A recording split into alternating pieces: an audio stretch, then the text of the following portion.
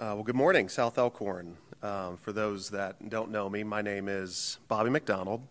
My family and I have been attending services here for a few years, but officially became members about a year and a half ago. It's funny, I must admit, when Michael had first asked me if I'd be interested in giving the stewardship message, I thought, there's no way I'm the first choice. This nerdy guy's on the finance committee, likes numbers and Excel spreadsheets and income statements. Like, I'm the guy that's going to get the church excited and energized to give money.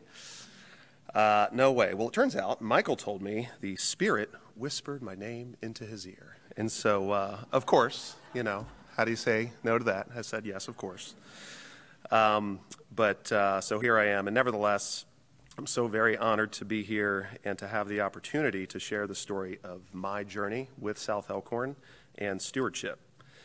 When it comes to giving, to donating your money to any cause, you need a trigger, a call to action, an aha moment. For my family and me, we had two of those moments with South Elkhorn, and I'll share both with you this morning. Growing up, didn't go to church, was baptized into the Catholic faith, but my family was one of those that only went to church for weddings and funerals. You all know the type, I'm sure. But when I met my wife, Chelsea, everything changed. I quickly understood how important her faith was to her and how going to church was such a big part of her life, and so we began to go together. Found a great little church as a young married couple living in Maryland. But when we had our son Roscoe and moved to Lexington in 2014, we began a new search for a church to call home. We began attending the same church that Chelsea and her family grew up going to, but before too long came to the realization that that same church rejected members of our family because of their sexuality. Rejected the very same people who grew up dedicating their time, their love to outreach and service in this church community because of who they were, because of who they loved, and because of who they married. And so we left, and we started a new search. Luckily, we found South Elkhorn and came to realize after attending for a while and after a few conversations with Michael that South Elkhorn did not reject our family. We came to realize that South Elkhorn was a church that truly represented God's love, acceptance, and inclusion of all people. That was the first aha moment. The second was about looking forward. Chelsea and I have two amazing children, Roscoe and Ryan, and it's important to us that the church we belong to invests in its youth.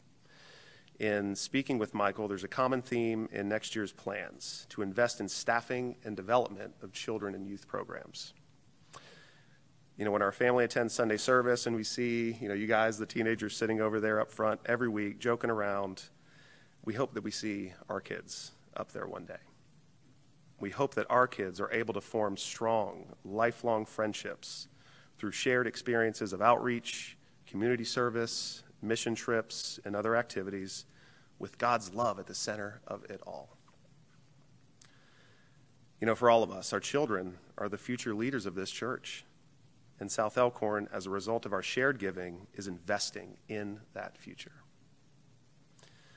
So that's my second aha moment, and I'm so confident and optimistic that our church will be in good hands. So as we think about giving and our pledges for next year, I urge us all to consider this year's stewardship theme, inspire. Let's inspire. Let's inspire acceptance and inclusion. Let's inspire big dreams. Let's inspire love, God's love, and let's inspire the future right now. Thank you.